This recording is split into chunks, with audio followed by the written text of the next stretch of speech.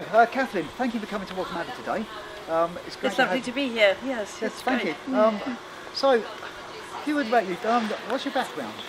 So I'm currently a professor of philosophy at the University of East Anglia. I'm actually in the same department as Rupert Reed, who is the second candidate on the list this time. So we're very good friends and colleagues, and we both work to some extent on environmental philosophy.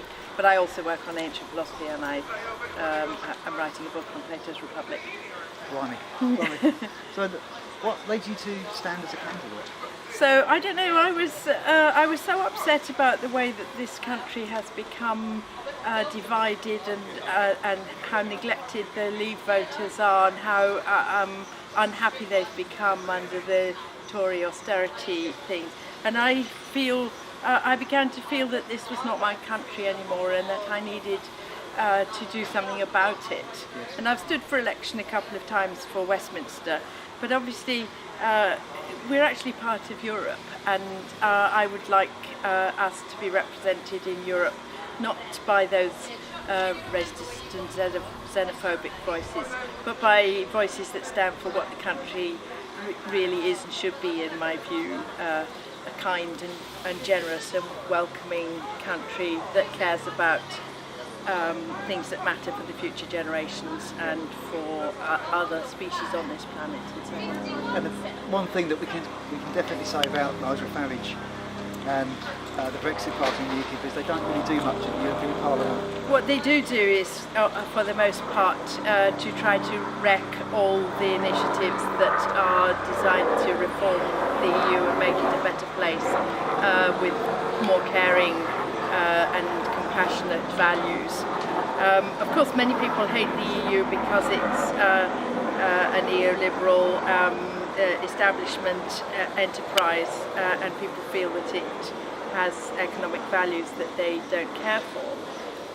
But it doesn't help if we send climate change deniers and other sort of backward-looking voices. The Tories and the UKIP people. Of course, many of the UKIP MEPs have actually left and deserted the party that they were elected for. But even the ones who are still in UKIP, their record of turning up is very bad. Nigel Farage, in particular, takes a huge salary and does virtually nothing. He did turn up for the meeting to make sure he still got his expenses after they... Absolutely, yes. But this is the kind of...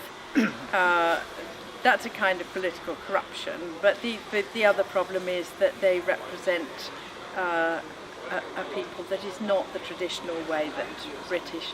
I mean, if you're a patriot, as I am, if you actually think that the UK is a wonderful country, the bits of the UK that are a wonderful country are the way we behaved in the war and after the war. We took in the strangers, we looked after the people who were subject to discrimination across Europe. Now we're becoming the people who discriminate and exclude the strangers and make racist comments and anti-Semitic comments. So we have become the thing that we stood up against, and we have to rediscover the country that we used to be. But of course, even more important is the enormous threat from climate change. Yes. Speaking of which, I guess I think I can guess what your answer to this is going to be. But, yes.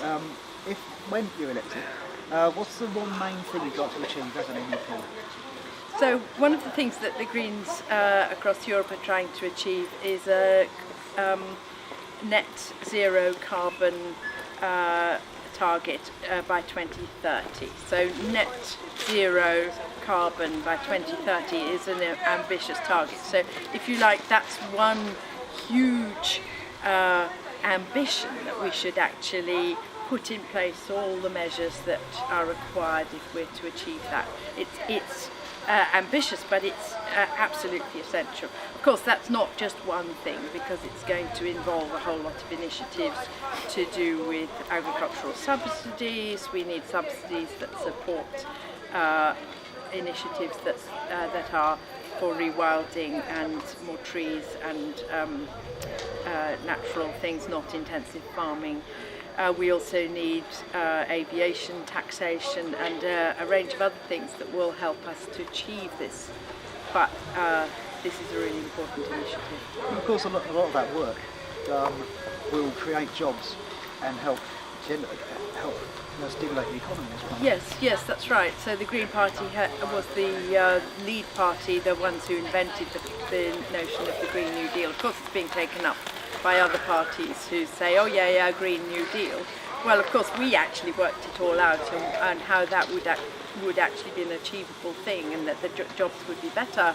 You don't need to measure by jobs in car manufacturing or jobs in the traditional fossil fuel industries. Those are not the things that we should be pursuing. We should be pursuing technology for storage of renewable energy, getting rid of nuclear energy and replacing it with offshore wind and onshore wind, solar panels, and these areas of energy provision, and also converting the transport to greener alternatives and public transport.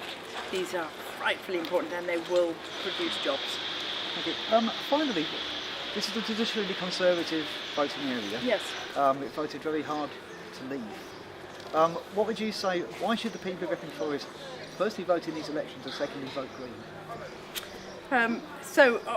Obviously, one of the things that will happen if we manage to get a Green MEP in this region, even if we actually never get to take up our seat, it's a fantastic message, because this is a proportional representation election.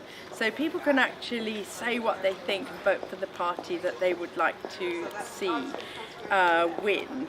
And to have a win for the Greens would be fantastic, a fantastic boost in saying, actually, when we have a system of election in which the Greens can win, we vote Green. So to elect an MEP is a chance of saying saying clearly why you don't want the current parties. You don't want Labour, you don't want Conservative. They've messed the whole thing up, and even if you're talking just about how they've messed up in Britain, this MEP election is an opportunity to say those parties no longer represent our view, they never really did. This is the party that represents our view. So you can use it as a proxy for a Westminster election if you wish.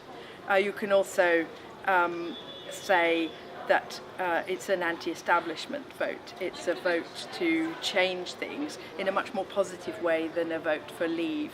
Leave will take us out of all the collaborative ventures that we really need to be working together on changing the way things are done in Europe. If we just opt out, Europe will carry on doing as it does, but without our MEPs. So we think that actually people who voted Leave because they don't like the EU establishment, or they don't like the establishment generally, or they feel that somehow it hasn't been going well for this country over the last few years.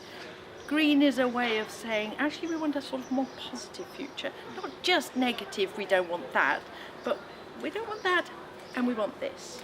We want this kind of politics that is more mutually caring and in love with the other species and preservation of the bees and the trees and the green spaces. Brilliant. Oh, thank you very much.